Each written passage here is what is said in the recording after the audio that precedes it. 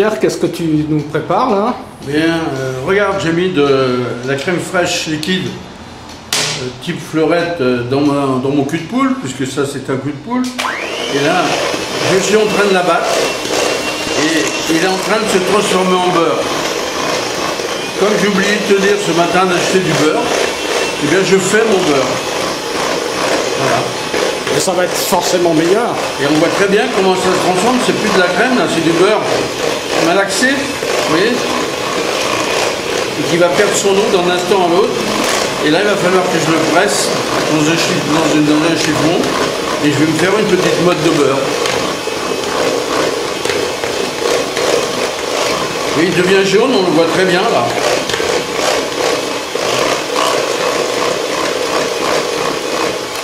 Et ça, c'est pour la recette de... C'est pour faire un poisson farci aux épinards frais. Et pour faire le jus. Pour faire la crème qui va aller avec. La crème d'épinards. Alors, je vais vous prouver que c'est bien du beurre. Et, allez, là.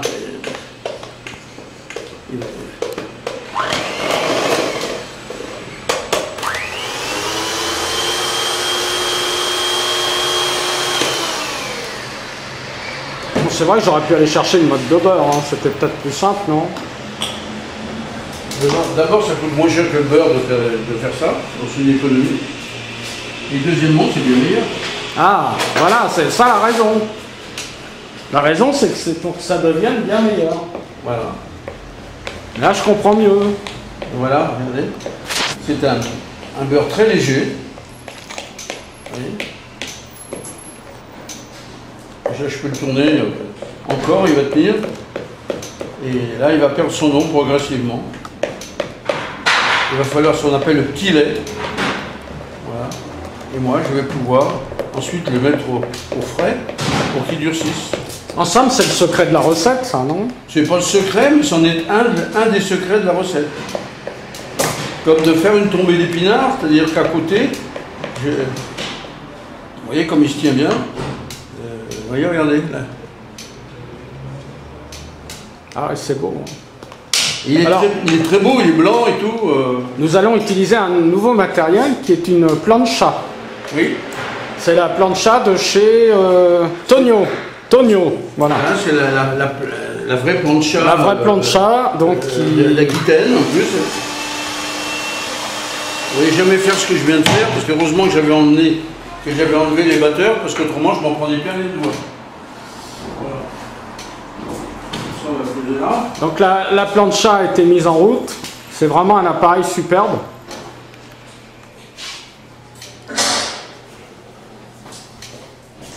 Et je peux vous dire que non seulement il a un goût de beurre, mais comme je l'ai salé, non, ne bouge pas.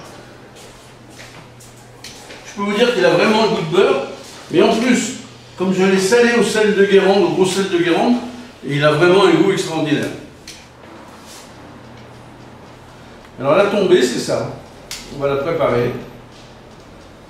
Voilà. Je mets les épinards à cru.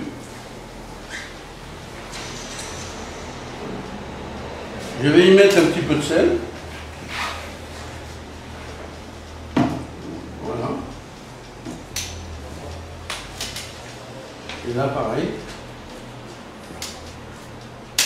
Alors, les épinards frais que Pascal a nettoyés avec ses mains. Il a enlevé les côtes. Voilà.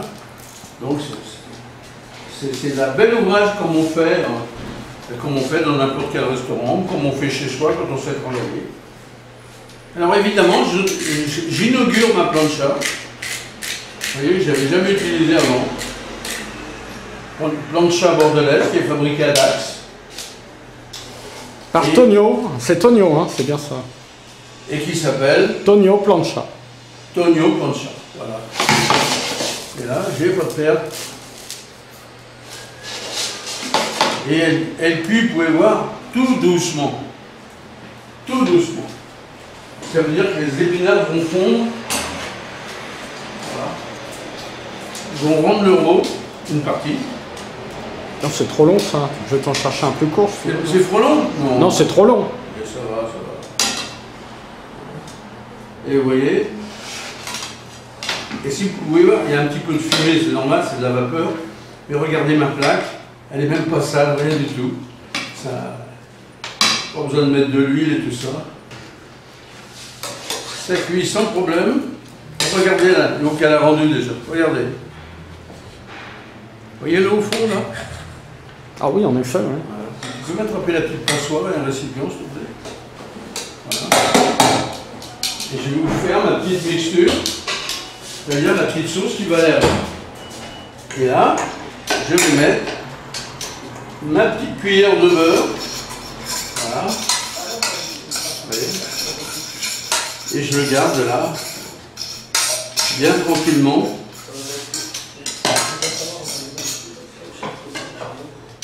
Et là c'est pareil, je vais l'éviter.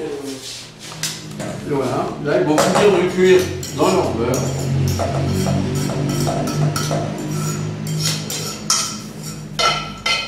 Beurre maison. Beurre du 17e.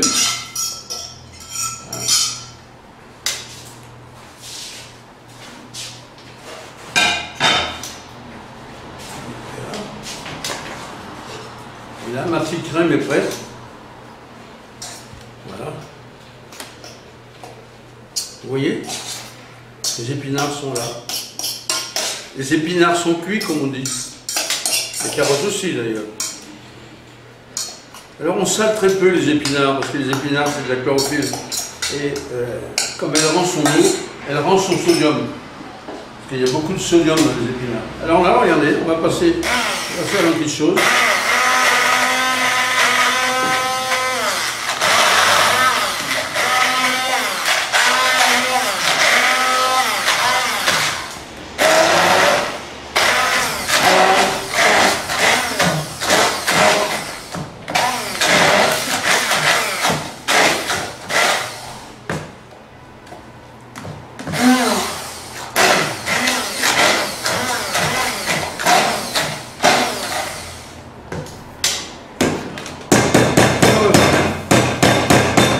Une petite purée d'épinards.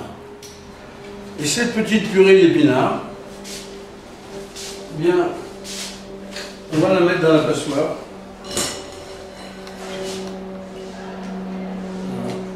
Pour qu'elle s'égoutte. Je vais attaquer ce qu'on appelle la pré-cuisson.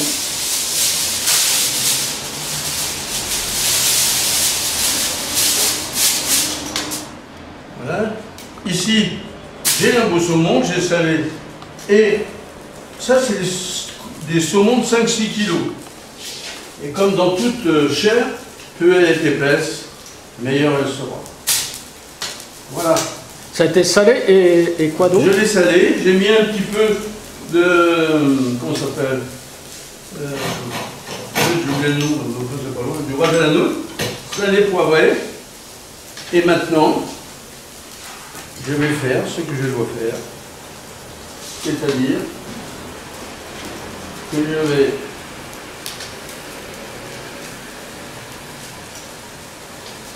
pendant que ma plaque se sèche, se durcit, je la sens d'ailleurs, parce que vous savez que le saumon est bourré d'oméga 3, d'oméga 6, d'oméga 9, donc il est d'abord contre la peau et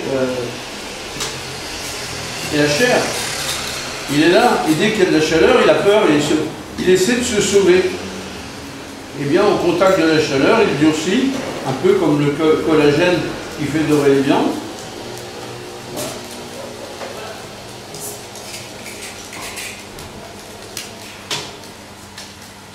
Voilà. Donc mon saumon est farci. Ça, je vais le mettre ici. Ça, je vais le garder avec moi en cas de besoin. Voilà. Et maintenant, je vais retourner mon saumon. Un petit coup sec. Tac. Voilà.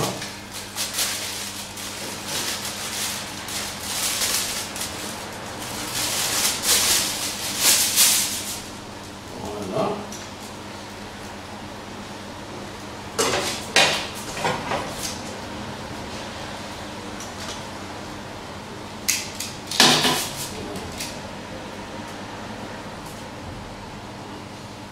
Ah, tu le places par-dessus l'autre. Voilà. Je vais enlever le prochain. Oui.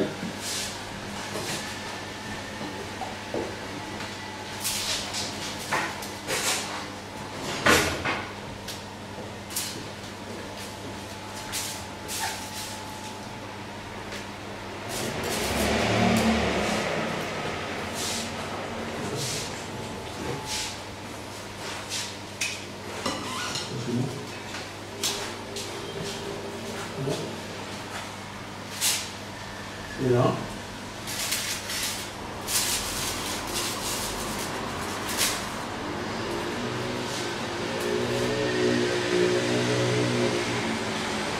Donc c'est comme pour un rôti.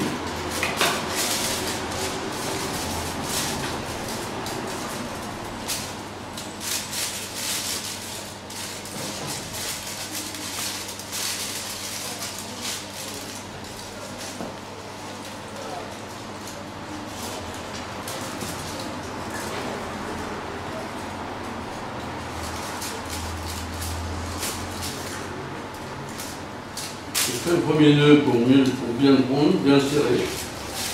Voilà.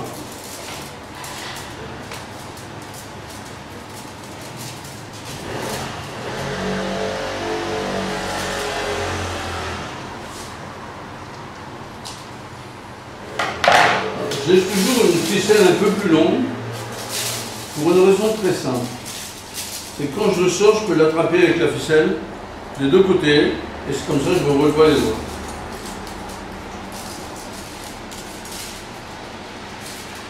Voilà.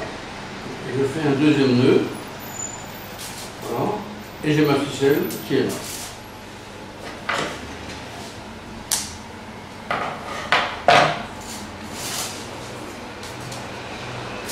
Et quand mes invités vont arriver tout à l'heure, je n'aurai plus qu'à couper les parts entre les ficelles et le remettre au four pour quelques secondes, de façon à ne pas avoir de surprise au niveau de la chaleur. Voilà. Et je peux le bouger comme je veux, vous voyez, je peux le retourner si je veux. Vous voyez, c'est pratique.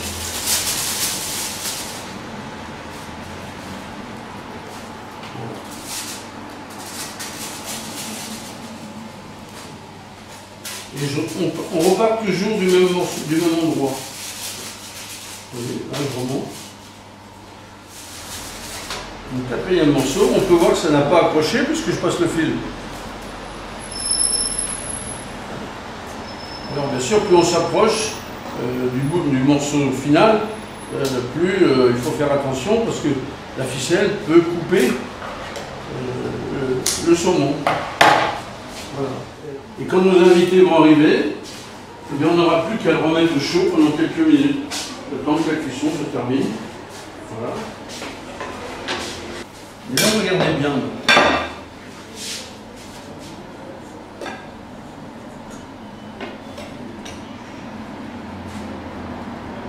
Regardez bien.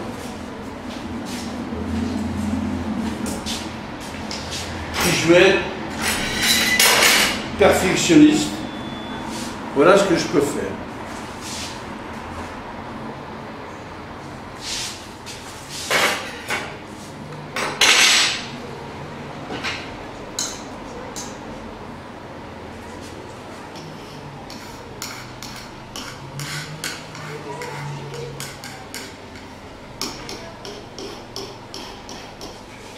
Une belle photo là.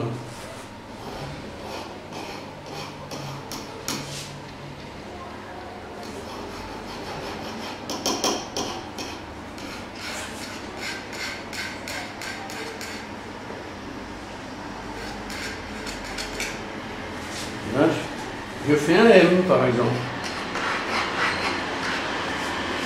Pour mon service.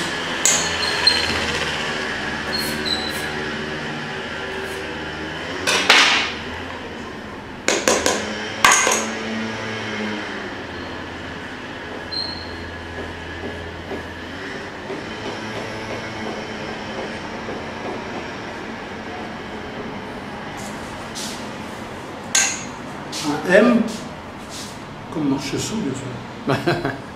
Évidemment. Et franchement, comment tu trouves?